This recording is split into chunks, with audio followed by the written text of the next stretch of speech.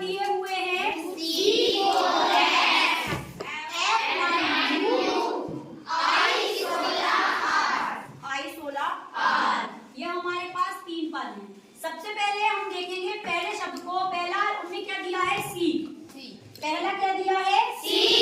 अब हमने यहाँ चार्ट बनाया है, इसमें देखेंगे उन्होंने दिया है पहला सी। उसके बाद दूसरे का पहला शब्द क्या दिया है एफ। उन्होंने कितने शब्द छोड़े डी और ई, दो छोड़ दिए बीच में, उठा लिया एफ को।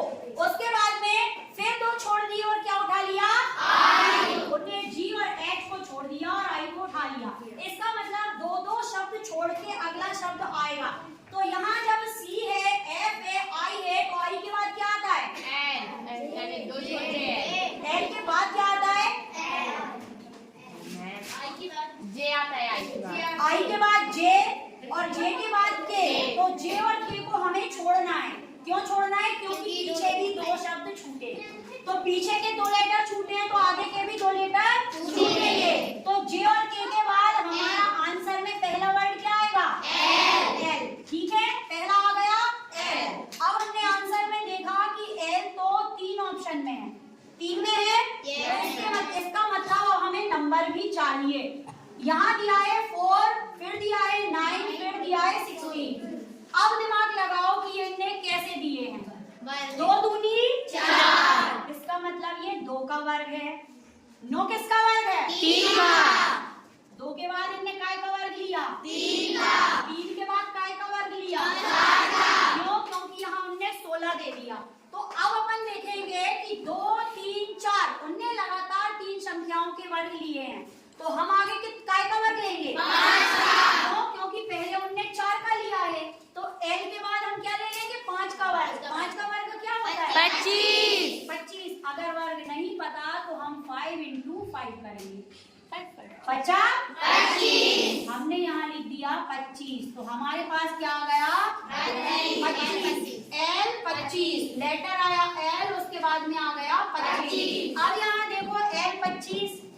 अब एल 25 कितने में दिया है 2 में। 2 में 3 में कहाँ दिया है ऑप्शन बी और सी दोनों में एल 25 है। इसका मतलब अब हमें पीछे का भी नंबर चाहिए, हमें एक लेटर और चाहिए।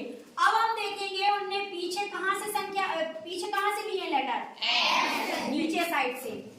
एक्स लिया है उनने 2 छोड़ के, जेड और वाई को छोड़ा, एक्स को उठा लिया, डब्ल्यू और बी को छोड़ा और यू को उठा लिया। फिर काय को छोड़ा यू के बाद टी और एस को छोड़ा और आर को उठा लिया।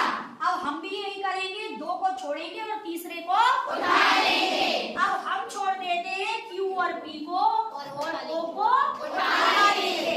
तो हमारा आंसर आया एल 25 ओ, एल 25 ओ।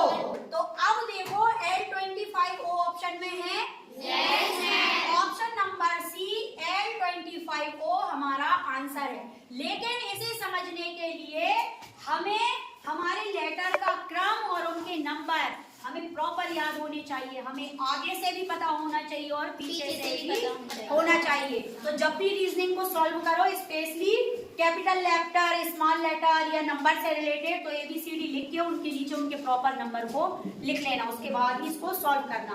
ठीक है, आया समझ में?